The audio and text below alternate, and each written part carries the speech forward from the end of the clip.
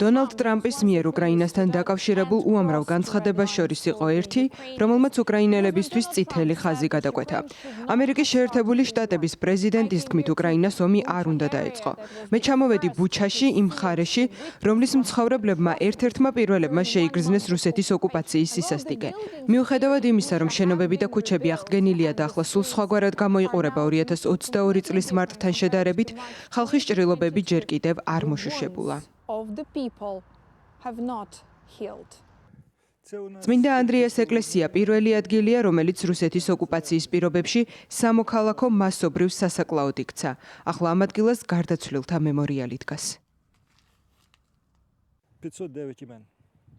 509 მერных людей. აქ 509 სახელია, 509 მშვიდობიანი მოქალაქე დაიღუპა არა ბრძოლის შედეგად, არამედ ოკუპაციის დროს. გაუპატიურებაზე, ძარცვაზე, ბავშვების გატაცებაზე ჯერ არც კი დაგვიწყია საუბარი. რუსებისთვის მოლაპარაკებები არ არის მშვიდობის დამყარების გზა. ეს არის გზა იმ მიზნისთვის, რომელსაც იარაღით ვერ მიაღწევ. რუსებს უნდათ 3 დღეში აეღოთ კიევი, თუმცა ვერ შეძლეს. ტრამპის დახმარებით მოლაპარაკებები და ასე შემდეგ უკრაინის ოკუპაციას ახლა სხვანაირად ცდილობენ.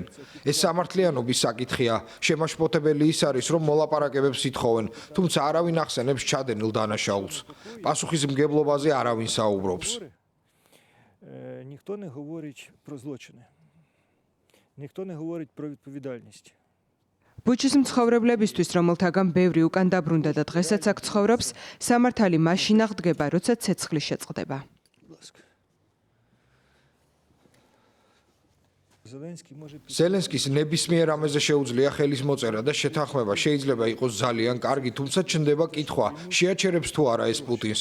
უკრაინელებისთვის სიტყვა მშვიდობა ნიშნავს, როდესაც მათ არ ხოცავენ, როდესაც არის სამართალი, როდესაც დამნაშავეები პასუხს აგებენ თავიანთ დანაშაულებზე.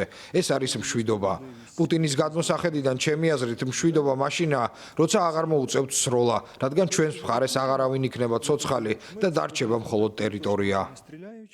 ამავდროულად არ არსებობს არანაირი წინაპირობა იმისა, რომ მოსკოვმა დათმოს ამბიციები და უარი თქვას უკრაინის ოკუპაციაზე.